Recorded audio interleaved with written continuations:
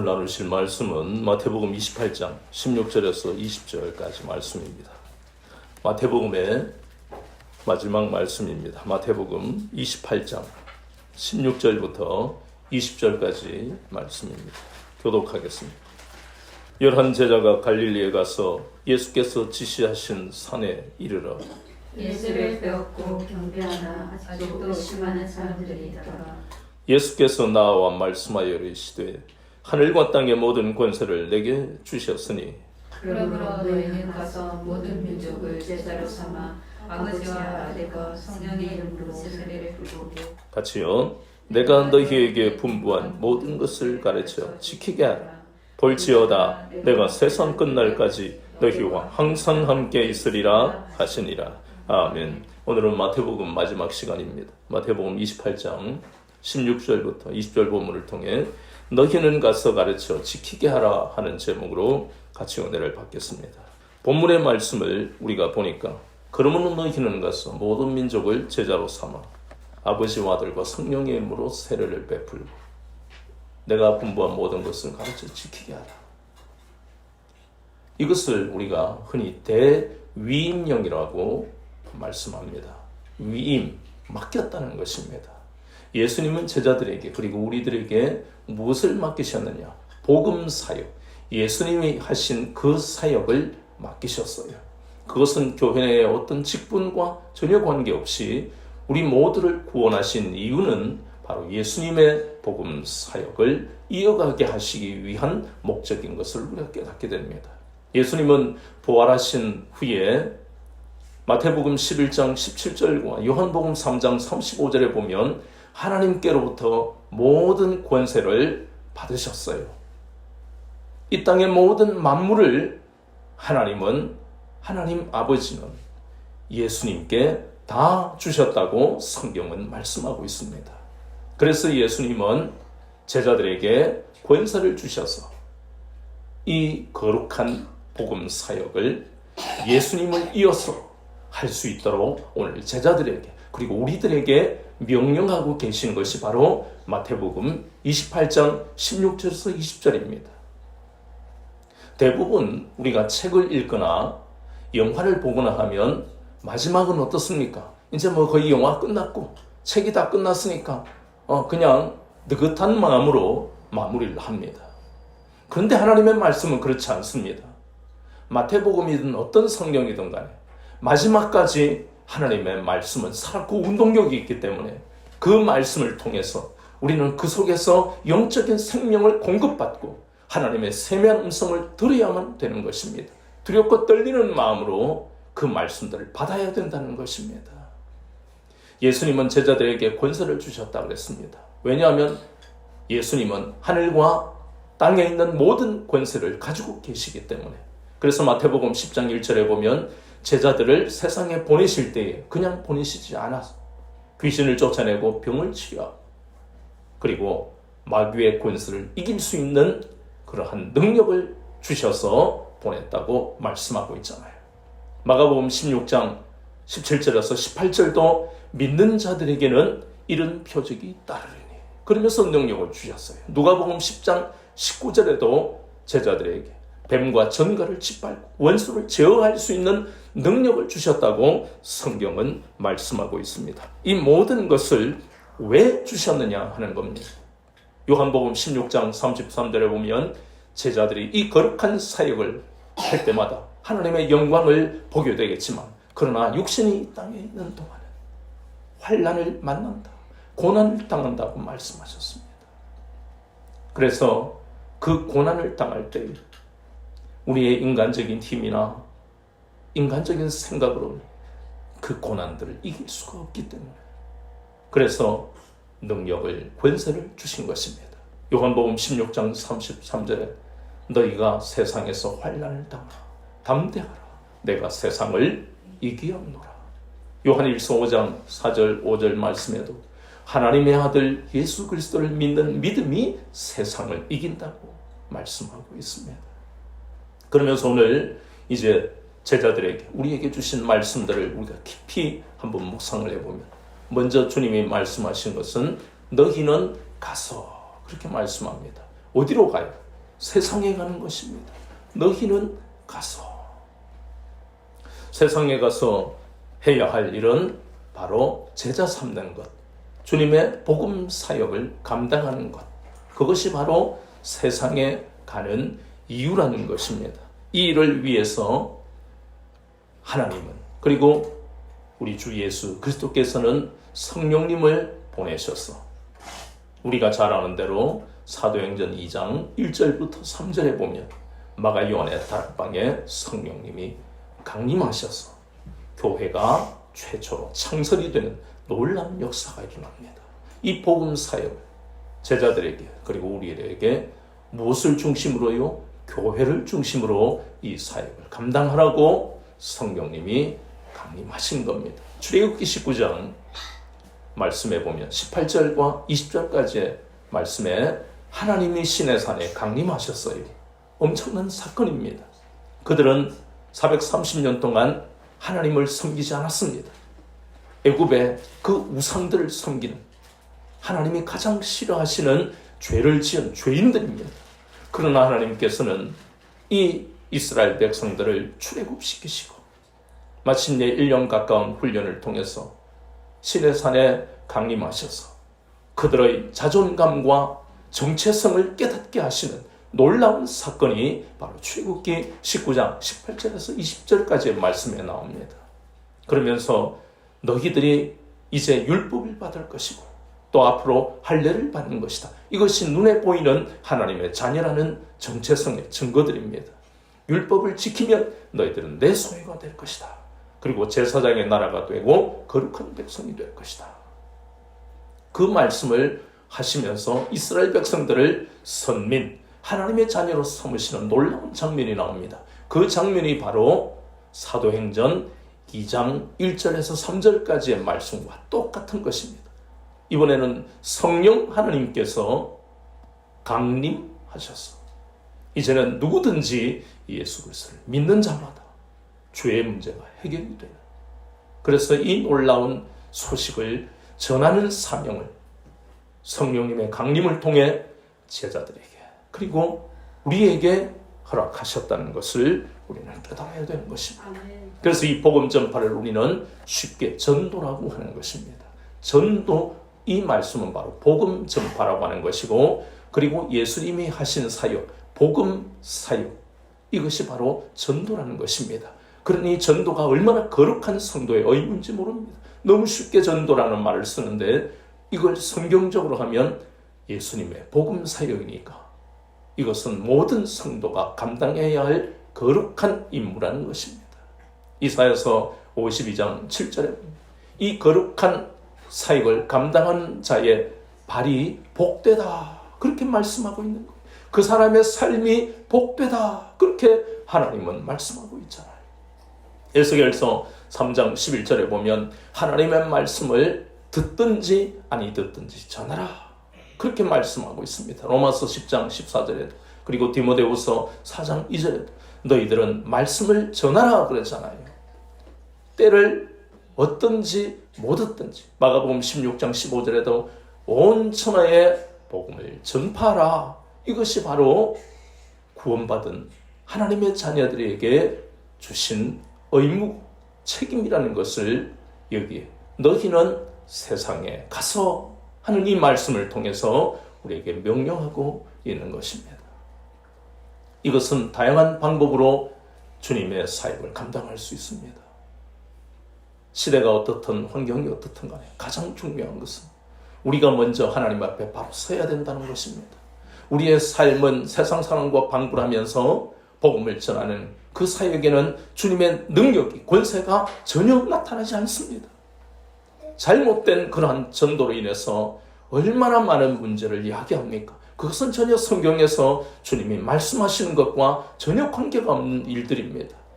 우리가 먼저 하나님 앞에 날마다 말씀을 통해 거룩함을 받고 새롭게 됨을 우리가 그것을 체험해야만 우리에게서 뭐가 나타납니까? 능력이 나타나는 것입니다. 예수님의 그 권세가 우리를 통해 세상에 나타나는 것입니다. 그렇지 않으면 마귀에게 잡혀있는 사람들을 주님께로 인도할 수가 없습니다. 종이 한 장으로 그 사람의 영혼을 변화시킬 수가 없다는 것입니다. 저는 오래전에 그러니 우리 집에 막내딸이 막 태어났을 때입니다. 그때 저는 딸 7의 막내 사위로서 장모님을 모시게 되었는데 이분이 교통사고 후유증으로 고생하고 류마티스성 그 관절염으로 고통스러워할 그때입니다. 하나님은 그분의 마음속에 평생을 불교로 사셨는데 막내 사위를 사랑하는 그 마음을 사용하셔서 우리가 살고 있는 해운대 우동이 방 2개 있는 그 일반 주택 허름한 곳에 막내딸까지 태어나서 한 방은 5 식구가 자고 또 한 방은 어머니께 드리지만 그러나 우리는 기뻤어요. 왜냐하면 그분을 주님께로 인도하는 이 거룩한 사역을 감당한다는 게.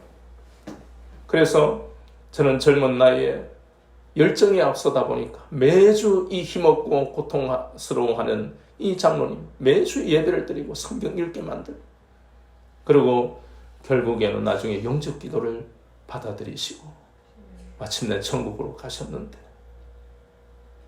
그 전도사가 젊은 전도사가 서툴게는 했지만 하나님은 그 영혼을 사랑하는 그 믿음의 열정을 받으시고 그 영혼을 천국으로 인도하시는 놀라운 복을 허락하셨어요. 우리는 전도라는 것이 아무나 할 수 없는 것이라고 생각하는 것 같지만 그렇지 않습니다. 마태복음 17장 4절에 보면 베드로와 야고보와 요한을 데리고 예수님은 변화산에 오르십니다. 그때 이 세 제자는 놀라운 그런 장면을 보는데 죽은 줄 알았던 모세와 엘리야가 나타나고 예수님은 빨래처럼 희게 변화하는 놀라운 장면이 두려운 마음까지 생겼어.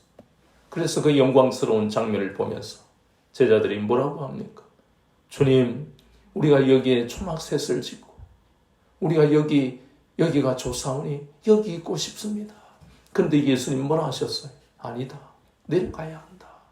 그 내려간다는 것이 바로 그들이 세상에서 주님의 복음 사역을 이어가야 한다. 그것 때문에 그들은 부르심을 받은 거예요. 우리도 마찬가지입니다. 우리가 세상에서 해야 할 일이 무엇인가를 오늘 깨닫는 것이에요. 우리가 은혜 받을 때는 주님을 위해서 평생 주님과 동행하며 살고 싶어요. 하지만 우리는 세상으로 가야 되는 것입니다. 한 번씩 저는 머리도 식힐 겸 유튜브에 한국기행이라는 것을 봅니다.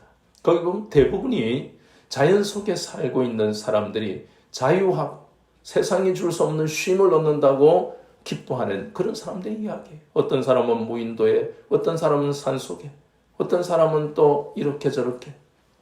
그리고 자연에 들어온 이유도 병 때문에 혹은 세상에 적응을 못해서 여러 가지 이유로 들어와 있지만 그들의 공통점은 한 가지입니다. 오직 한 가지. 자기 자신을 위해서 살아가는 것이에요. 그러니 무슨 걱정이 있겠습니까?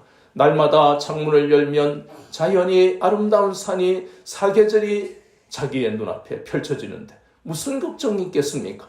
그러나 주님은 변화산에서 놀라운 영광스러운 장면을 본 그 제자들이 세상에 가야 한다는 것을 말씀하신 것처럼 구원받은 우리는 홀로 아름다운 인생을 즐기며 살아가는 그러한 삶이 우리의 삶의 목적이 아니라 세상 속에서 아직까지 목자를 찾지 못하고 방황하고 있는 인생들을 위해서 우리가 세상에 가야 한다는 것을 다시 한번 우리는 깨달아야 한다는 것을 이 말씀을 통해서 우리가 받아들여야 되는 것이에요.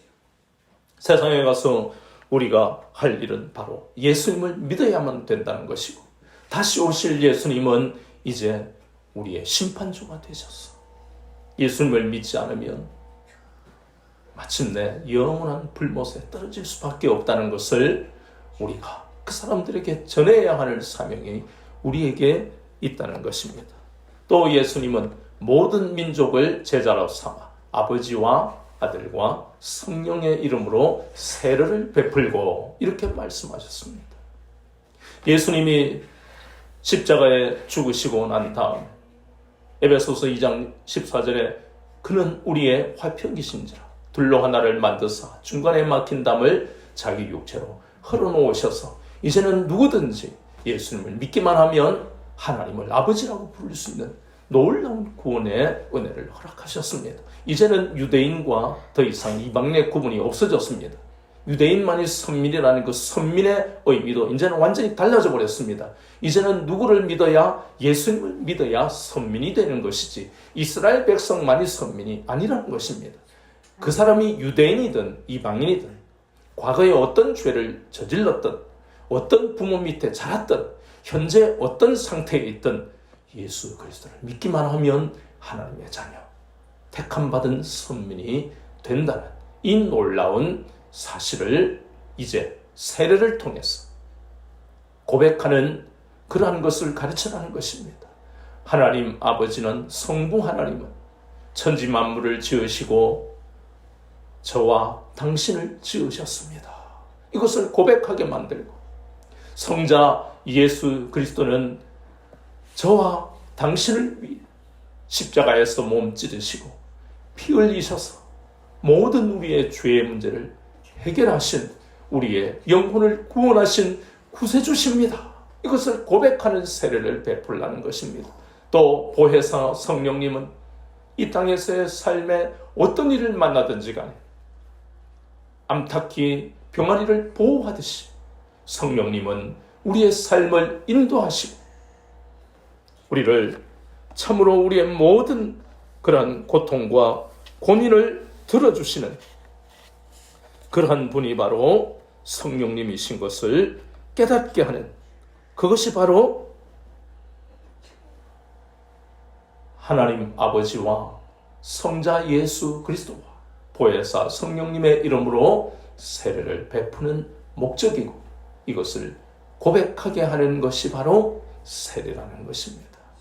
마지막으로 우리가 내가 너희에게 분부한 모든 것을 가르쳐 지키게 하라, 이 말씀은, 여기에서 중요한 것은 과연 예수님이 제자들에게 분부하신 것이 무엇인가를 알아야만 우리가 세상에 가서 아버지와 아들과 성령의 이름 세례를 베풀고 가르칠 수가 있습니다.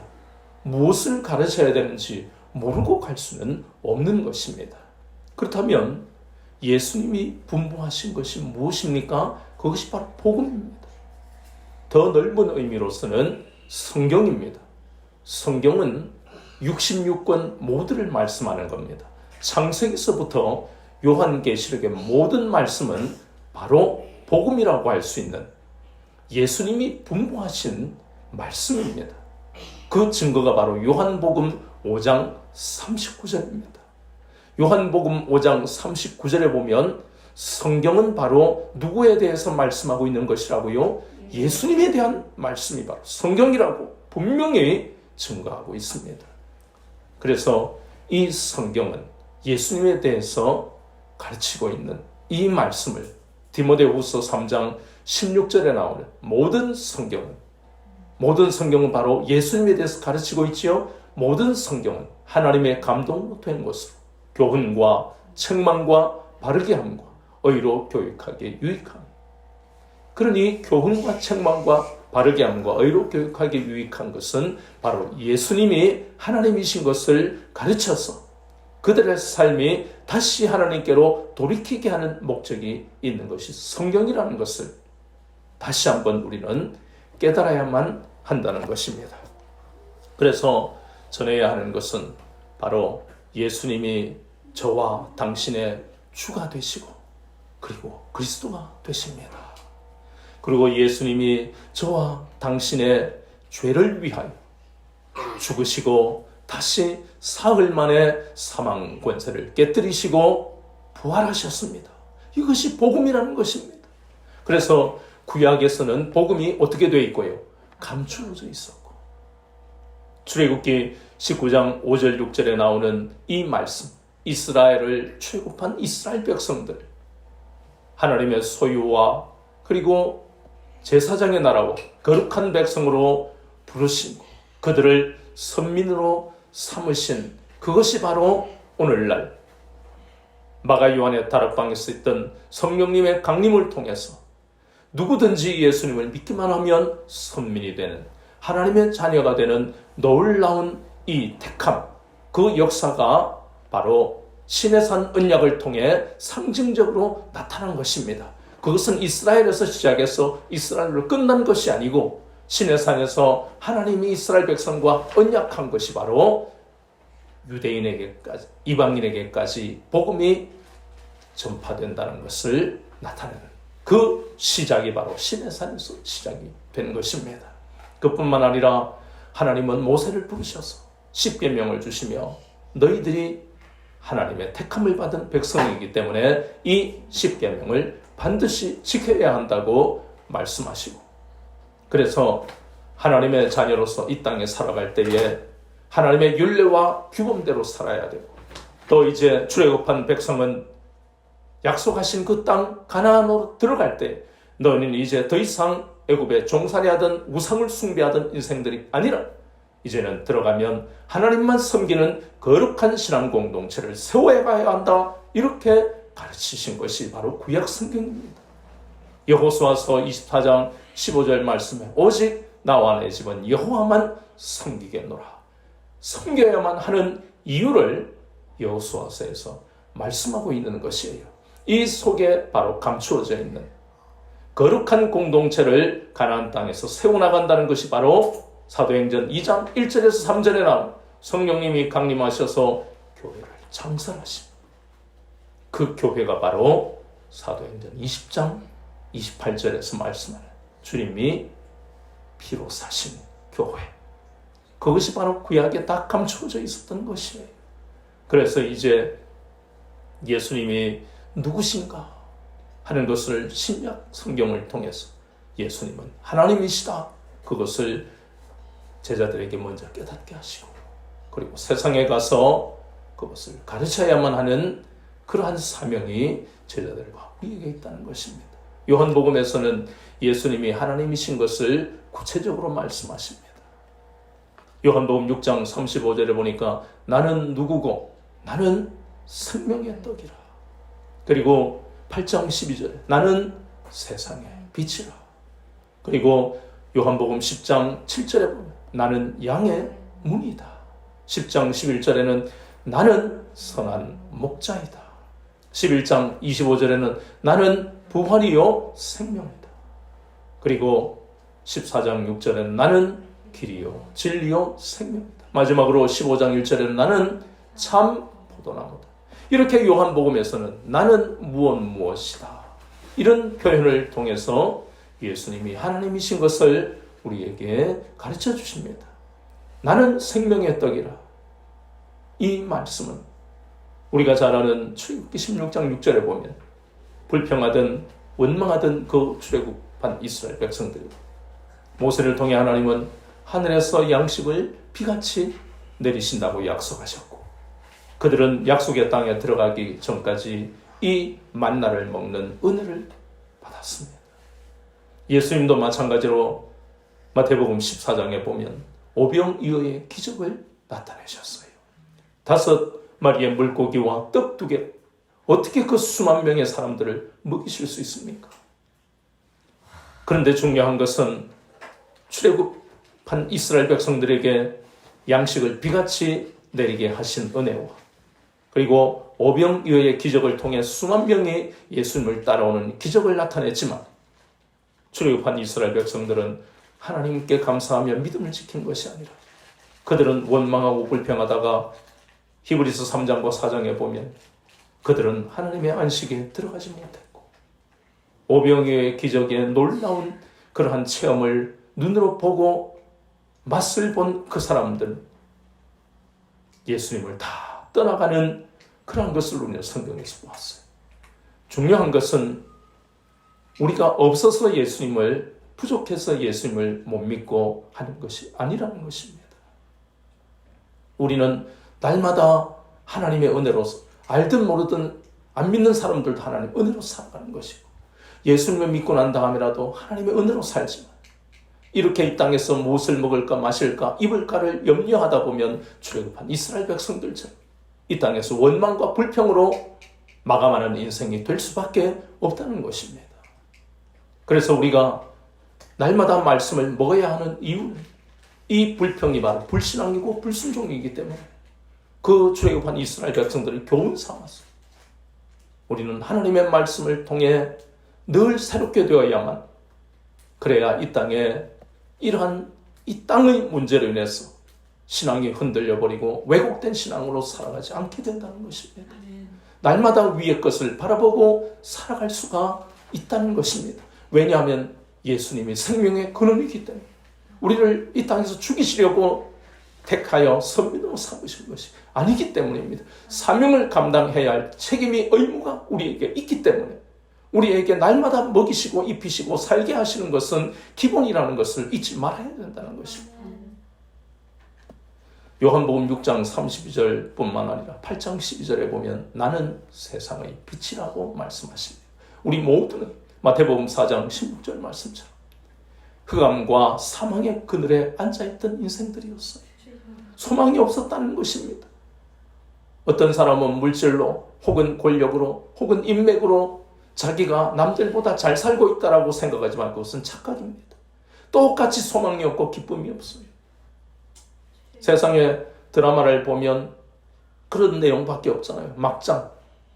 많이 가진 사람은 더 많은 사고를 치고 적게 가진 사람은 또 사고를 치고 감옥에 가고, 그리고 원망불평과 인생에 대한 두려움으로 소망 없이 살고, 가지고 못 가지고의 문제가 아니라는 것입니다.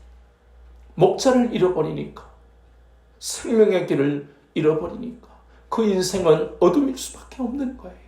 그런 인생을 향해서 주님이 빛으로 이 땅에 오셔서 이제는 흑암의 권세 속에 살아가는 인생이 아니라 아들의 나라로 옮기시는 놀라운 은혜를 우리에게 허락하신 것입니다. 그래서 예수님이 나의 빛이요 세상의 빛이라는 것입니다.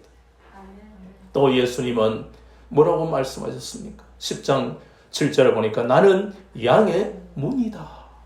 이 양의 문이라는 의미를 우리가 알려면 성막에 대해서 알아야 됩니다.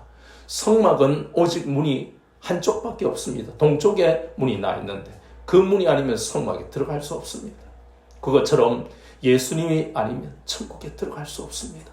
예수님이 유일하게 천국으로 갈 수 있는 문입니다.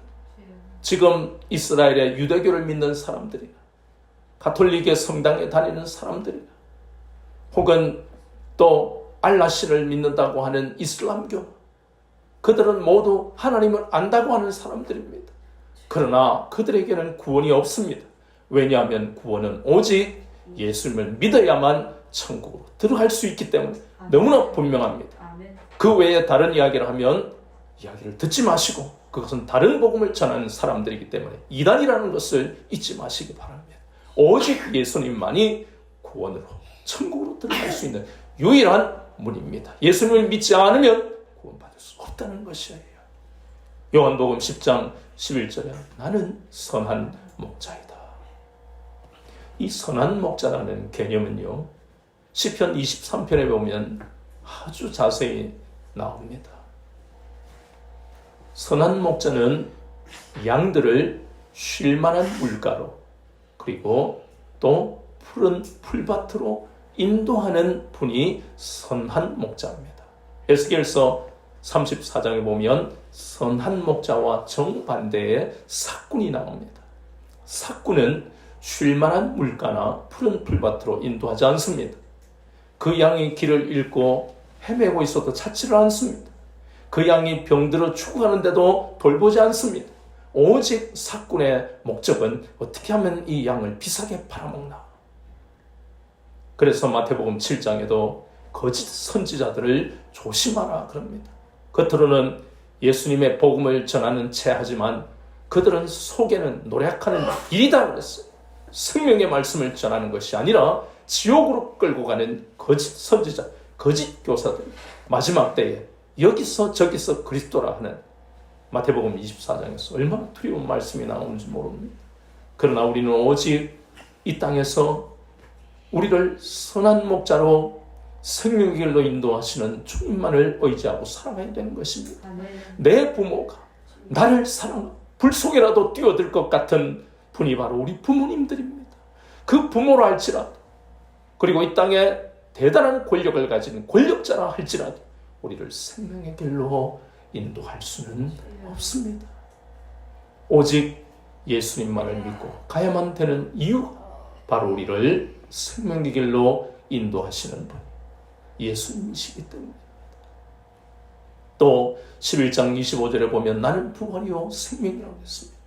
고린도전서 15장 20절에서 말씀하신 것처럼 예수님이 첫 열매가 되시고 이제 우리는 순서대로 부활의 기쁨을 맛볼 것이기 때문에, 그리고 생명이라는 것은 힘들고 고통스러운 삶을 살아갈 때마다 끊임없이 우리에게 새 생명을 공급하실 수 있는 분, 그래서 그 생명력을 얻고 우리는 앞을 향해 믿음으로 돌파하며 살아갈 수 있는, 끊임없이 공급되는 그 생명력으로 인해서 우리는 세상과 다르게 살아갈 수 있는 것입니다.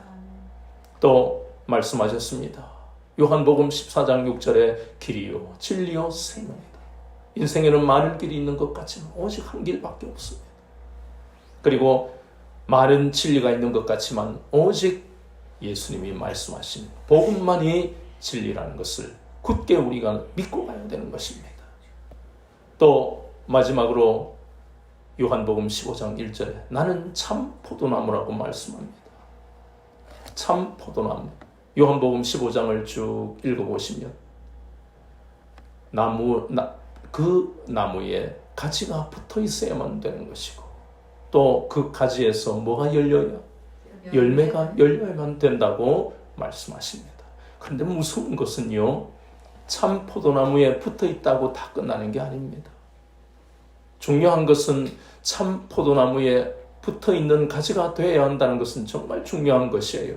그런데 그만큼 중요한 것은 가지에 붙어 있으면 열매를 맺어야만 됩니다. 마태복음 3장 10절에 열매 맺지 못하는 나무는 찍어서 불에 던져버린다고 했습니다. 교회만 그냥 다녀서는 아무 의미가 없습니다. 교회만 다녀서는 천국에 못 갑니다. 직행되는 게 아니에요. 교회를 다니면 바로 천국행이 아닙니다. 열매를 맺지 못하면 요한복음 15장에서 예수님은 그 가지를 다 제거해 버리신다고 했습니다. 열매를 맺을 수 있는 가지만 놔두고 제거해 버립니다. 우리가 그렇잖아요. 사과를 키우거나 과일나무를 키우는 농부들은 가지가 많다고 많은 열매를 맺는 게 아니라는 걸 알고 있는 분들이에요. 그래서 다 솎아주잖아요. 불필요한 부분들은 다 잘라버리고 그걸 끊어버립니다. 그것처럼 교회만 다녀서는 구원이 없습니다. 우리가 끊임없이 예수님께 붙어 있는지 우리는 말씀과 기도를 통해서 스스로의 신앙을 점검해 봐야 되는 것입니다. 왜요? 이 성경은 바로 예수님에 대해서 말씀하는 것이고, 성경은 교훈과 책망과 바르게 함과 의로 교육한 유익한 우리의 삶을 돌아보고 내가 지금 어디쯤 서 있는지, 내가 어디로 가고 있는지를 날마다 점검해서 우리의 가는 길이 생명의 길인지 아니면 미혹되고 있는지, 내 욕심에 끌려가고 있는지, 그것을 점검해야만 우리는 이 땅에서 실패하지 않기 때문입니다. 생명의 놀라우신 주님의 그 공급을 받아서 날마다 우리는 소망 가운데 살아갈 수 있기 때문입니다. 이 놀라운 소식을 제자들에게 그리고 우리들에게 전하라고 지금 명령하고 있습니다. 이건 부탁이 아닙니다.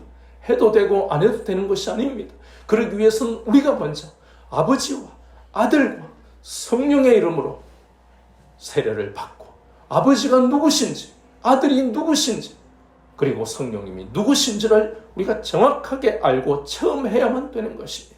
아멘. 그리고 예수님이 분부하신 예수님이 바로 하나님이신 것을 정확하게 우리가 알고 마음에 새겨야 돼요. 그래야만 우리는 상상설교에서 팔복을 누리며 능력 있는 삶을 살며 그리스도의 향기를 풍기고 그리스도의 편지가 된 고린도후서 2장 15절과 3장 3절에 나오는, 그리고 사도행전 1장 8절에 나오는 사명을 감당하면서 사는, 참으로 우리는 가진 것과 관계없이 능력 있는 삶을 살아가면서 하나님을 기쁘시게 하는 삶을 이 땅에서 살 수 있다는 것입니다. 이것이 바로 천국의 비밀이요 복음의 비밀, 성경의 비밀입니다. 이 비밀은 오직 예수님을 믿는 사람에게만 열리게 되어 있습니다. 이 땅의 문제로 슬퍼하고 두려워하고 걱정하고 불평하는 것은 아직까지 성경, 하나님의 말씀을 깊이 묵상하지 못하고 상고하지 못했기 때문에 이 땅을 두려워하는 것입니다. 우리가 하나님의 말씀을 깊이 묵상하고 주님을 그 말씀을 통해 만나면 얼마나 놀라운 능력이 말씀을 통해서 우리에게 공급되는 줄 모릅니다. 날마다 하나님의 말씀을 통해서 예수님이 나의 주인과 나를 이 고통에서 건져주실 구세주이심을 날마다 말씀을 통해서 체험하시고, 그래서 세상이 줄 수 없는 평안과 소망과 능력 있는 삶을 살아가시는 여러분 되시기를 주 예수 그리스도 이름으로 축원합니다.